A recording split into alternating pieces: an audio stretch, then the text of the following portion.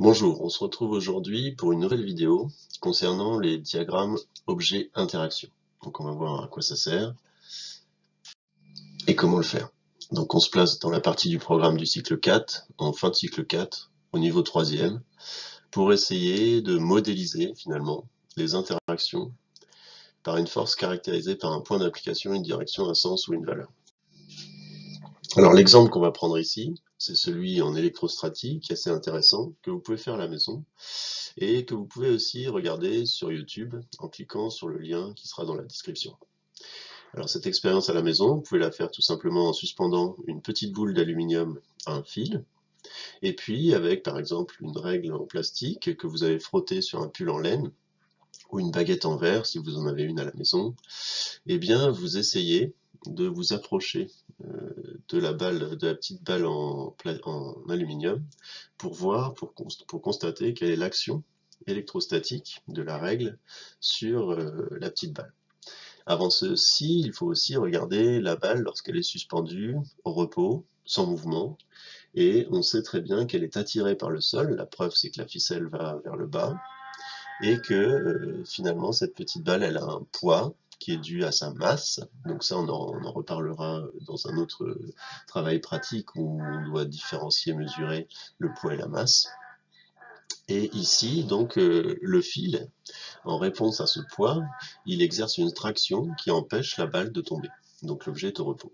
Ici on n'est pas tout à fait dans le même cas puisqu'il y a une autre force qui vient s'ajouter, la force électrostatique. Alors, voyons le diagramme objet-interaction. Pour commencer, il faut faire le détail des objets qui sont en présence.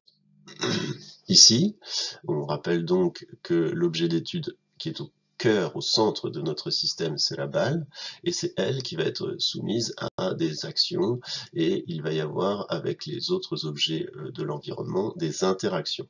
Donc évidemment, la première interaction qui se passe, c'est une interaction réciproque du fil qui empêche la balle de tomber, et la terre qui essaye de faire tomber la balle. On intervient avec une autre force, une troisième interaction, qui est la baguette qui vient perturber cet état d'équilibre. Donc ces objets, on va les mettre dans notre diagramme. On va essayer de les disposer de manière à ce que ce soit clair pour le lecteur, c'est-à-dire qu'on va essayer de respecter la géométrie de la situation. Donc la balle est bien au cœur de notre système, le fil en haut à droite, la terre en bas, la baguette sur la gauche. Maintenant, il va falloir qu'on renseigne dans ce diagramme objet-interaction les différentes interactions, les actions et les interactions.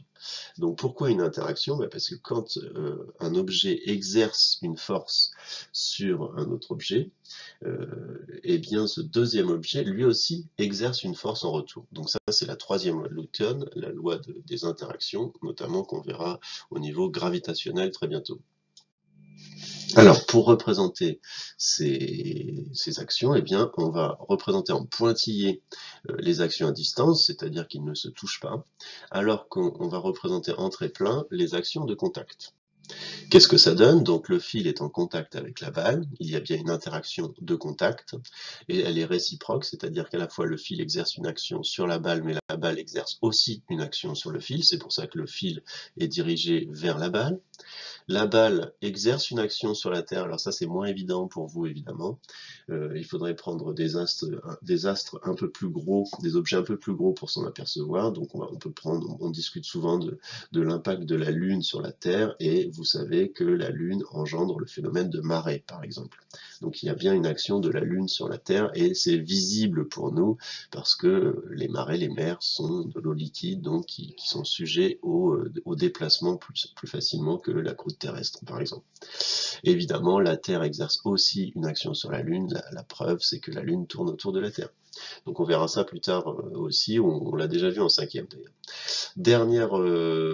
Dernière interaction, donc c'est aussi une interaction à distance, donc en pointillé c'est l'interaction balle-baguette, donc la baguette exerce une action sur la balle, mais la balle, donc encore une fois c'est moins évident, exerce aussi une action sur la baguette, c'est moins évident parce que la baguette est tenue par l'expérimentateur.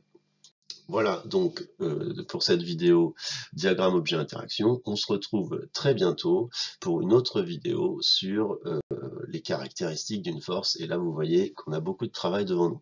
À très bientôt.